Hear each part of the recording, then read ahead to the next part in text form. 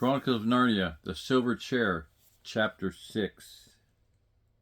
Last paragraph of Chapter 5. All three went to bed early in the wigwam. This time the children really had a rather bad night. That was because Puddleglum, after saying, "You'd better try for some sleep, you two. Not that I suppose any one of us will close an eye tonight," instantly went off into such a loud, continuous snore that when Jill at last got to sleep, she dreamed all night about road drills and waterfalls and being in express trains and tunnels. Okay. Chapter 6. The Wild Wastelands of the North. At about 9 o'clock next morning, three lonely figures might have been seen picking their way across the Shribble by the shoals and stepping stones. It was a shallow, noisy stream, and even Jill was not wet above her knees when they reached the northern bank. About 50 yards ahead, the land rose up to the beginning of the moor, everywhere steeply and often in cliffs. "I suppose that's our way," said Scrub, pointing left and west to where a stream flowed down from the moor through a shallow gorge, but the Marshwiggle shook his head. "The giants mainly live on that side of that gorge," he said. "You might say the gorge was like a street to them.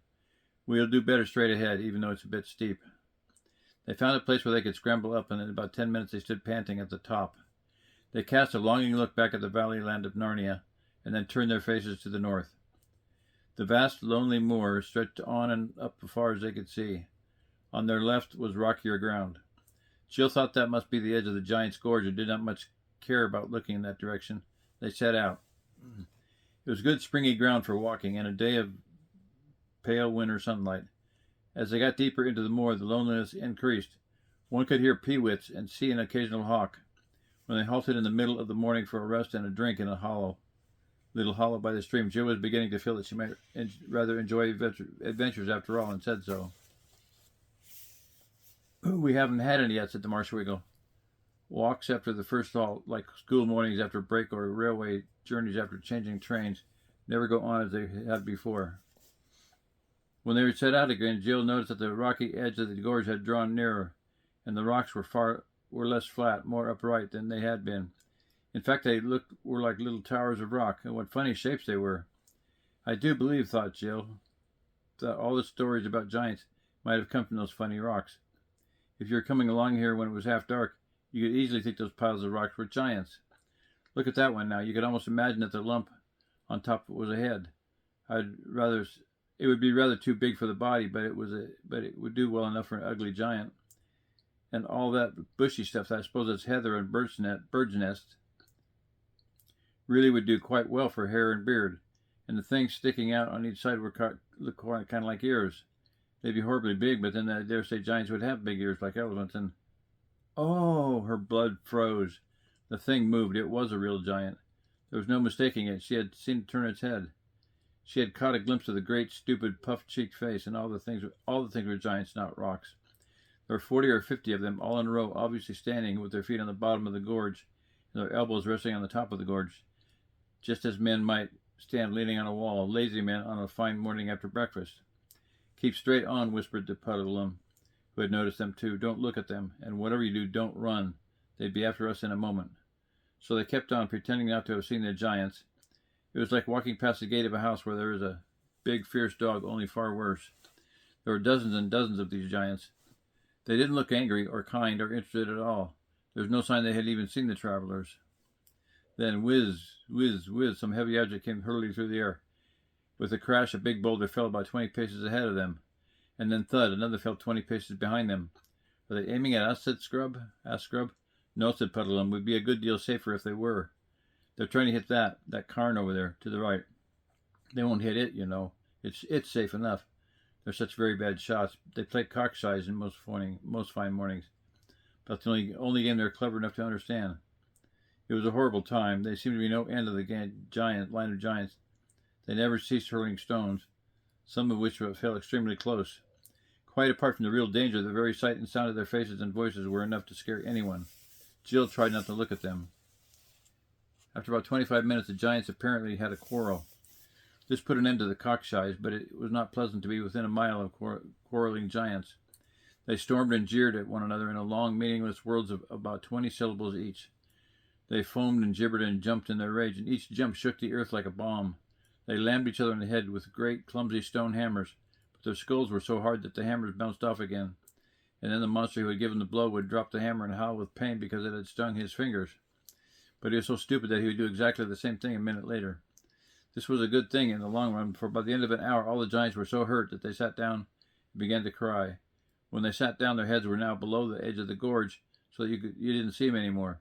But Jill could hear them howling and blubbering and boo-hooing like great big babies, even after the place was a mile behind. That night they bivouacked on the bare moor, and Puddleglum showed the children how to make the best of their blankets by sleeping back to back.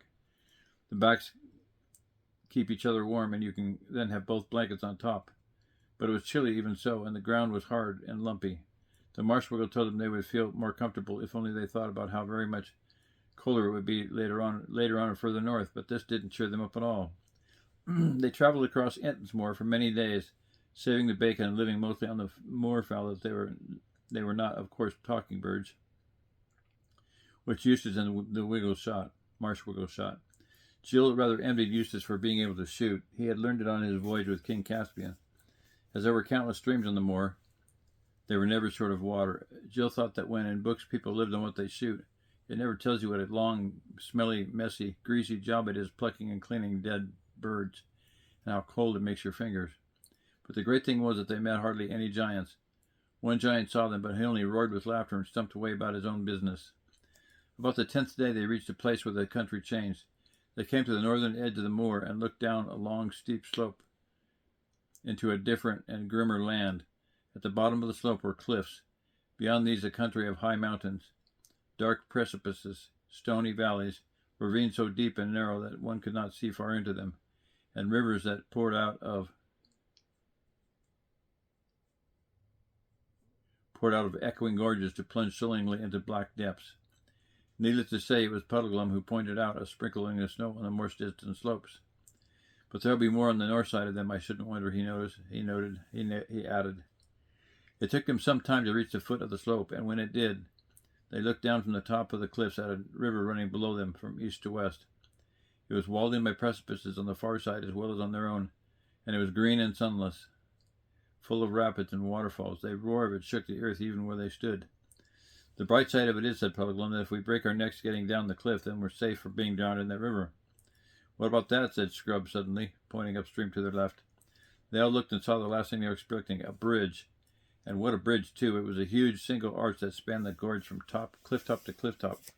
And the crown of that arch was as high above the cliff slopes as the dome of St. Paul's is above the street. Why, it must be a giant's bridge, said Jill, or a sorcerer's more likely, said Puddleglum. We've got to look out for enchantments in a place like this. I think it's a trap. I think it'll turn into mist and melt away just when we're out in the middle of it. Oh, for goodness sake, don't be such a wet blanket, said Scrub. Why on earth shouldn't it be a proper bridge? Did you think any of the giants we've seen would have had sense to build a thing like that, said Puddleglum. But might it have been built by other giants, said Jill. I mean by giants who lived hundreds of years ago and were far cleverer than the modern kind. It might have been built by the same ones who built the giant city we're looking for. And that would mean we're on the right path, on the right track, the old bridge leading to the old city. That's a real brainwave pole, said Scrub. It must be that. Come on. So they turned and went to the bridge, and when they reached it, it certainly seemed solid enough. The single stones were as big as those at Stonehenge and must have been squared by good masons once, though now they were cracked and crumbled. The balustrade had apparently been covered with rich carvings, of which some traces remained, mouldering faces and forms of giants, minotaurs, squids, centipedes, and dreadful gods. Puddleglum still didn't trust it, but he consented to cross it with the children. The climb up to the crown of the arch was long and heavy. In many places the great stones had dropped out, leaving horrible gaps through which you looked down on the river foaming thousands of feet below. They saw an eagle flying up under their feet. And the higher they went, the colder it grew, and the wind blew so hard that they could barely keep their footing. It seemed to shake the bridge. When they reached the top and could look down the further slope of the bridge, they saw what looked like the remains of an ancient giant road stretching away before them into the heart of the mountains. Many stones of its pavement were missing, and there were wide patches of grass between those that remained. And riding toward them on that ancient road were two people of normal grown-up size. Keep on, move toward them, said Puddleglum. Anyone you meet in a place like this is likely as not to be an enemy, but we mustn't let them think we're afraid. By the time they had stepped off the end of the bridge onto the grass, the two strangers were quite close. One was a knight in complete armor, with his visor down. His armor armor and his horse were black. There was no device on his shield and no banner on his spear. The other was a lady on a white horse, a horse so lovely that you wanted to kiss its nose and give it a lump of sugar at once. But the lady who rode the side saddle and wore a long fluttering dress of dazzling green was lovelier still. "Good day, travelers," she cried out in a voice as sweet as the sweetest bird song, trilling her R's delightfully. Some of you are young pilgrims to walk this rough waste." "That's as may be, ma'am," said Puddleglum, very stiffly and on his guard. "We're looking for the ruined city of the giants," said Jill. "The ruined city," said the lady.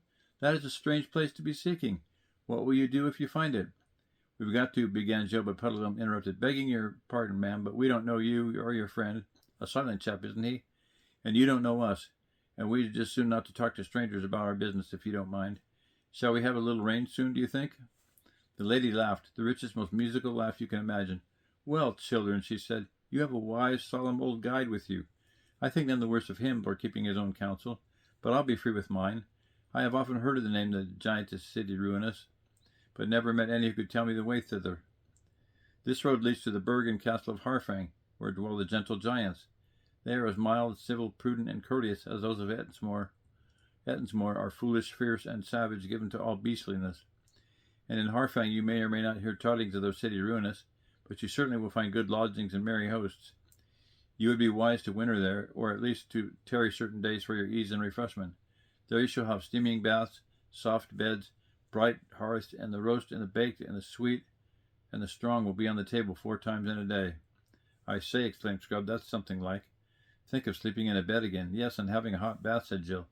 "Do you think they'll ask us to stay? We don't know them, you see."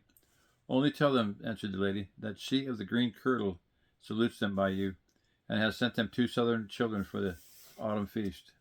2 fair southern children for the autumn feast." "Oh, thank you ever so much," said Jill and Scrub. "But have a care," said the lady, "on whatever day you reach Harfang, that you come not to the door too late. For they shut their gates a few hours after noon, and it is the custom of the castle that they open to none when once they have drawn the bolt, how hard soever he knock." The children thanked her again with shining eyes, and the lady waved to them. The marshmallow took off his steeple hat and bowed very stiffly. Then the silent knight and the lady started walking their horses up the slope of the bridge with great clatter of hoofs. "Well," said Puddleglum, "I'd give a good deal to know where she's coming from and where she's going. Not the sort you expect to meet in the wilds of Giant Land, is she? Up to no good, I'll be bound." "Oh, rot," said Scrub. "I thought she was simply super."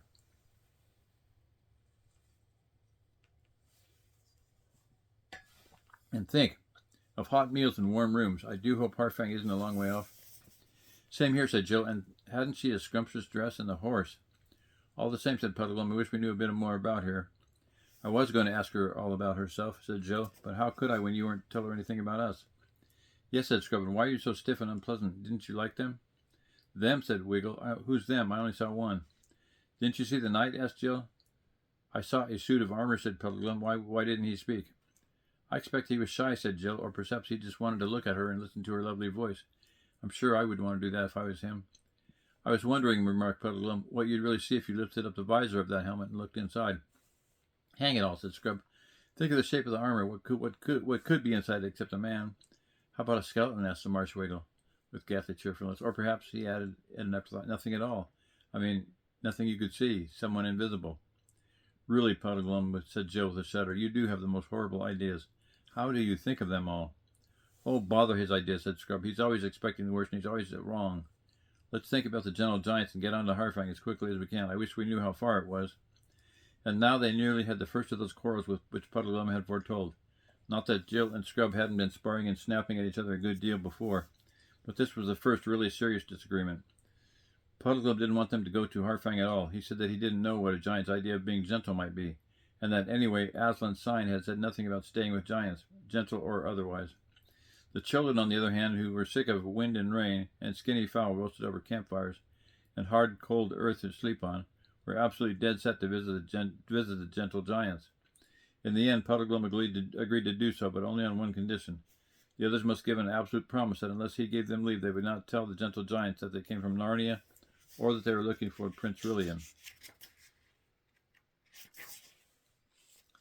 And they gave him this promise and went on.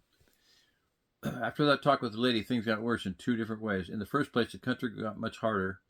The road led through endless narrow valleys down which a cruel north wind was always blowing in their faces. There was nothing that could be used for firewood. There were no nice hollows to camp in, as there had been on the moor, and the ground was all stony and made your feet sore by day and every bit of you sore by night. In the second place, whatever the lady had intended by telling them about a Harfang, the actual effect on the children was a bad one. They could think about nothing but beds and baths and hot meals and how lovely it would be to get indoors. They never talked about Aslan or even about the lost prince now. And Jill gave up her habit of repeating the signs over to herself every night and morning. She said to herself at first that she was too tired, but then soon forgot all about it. Though you might have expected that the idea of having a good time at Harfang would have made them more cheerful, it really made them more sorry for themselves and more grumpy and snappy with each other and with Puddleglum. At last, one afternoon, they came to a place where the gorge in which they were traveling widened out and dark fir woods rose on either side. They looked ahead and saw that they had come through the mountains. Before them lay a desolate rocky plain. Beyond it, further mountains capped with snow, but between them and those further mountains rose a low hill with an irregular flattish top. "Look, look!" cried Jill, and pointed across the plain. And there, through the gathering dusk from beyond the flat hill, everyone saw lights, not moonlight, not fires, but a homely, cheery glow of lighted windows. If you have ever been in the wild wilderness, day and night for weeks on end, you will hardly understand how they felt. "Harfang!" they cried Scrub and Jill in glad, excited voices, and "Harfang!" repeated Puddleglum in a dull, gloomy voice.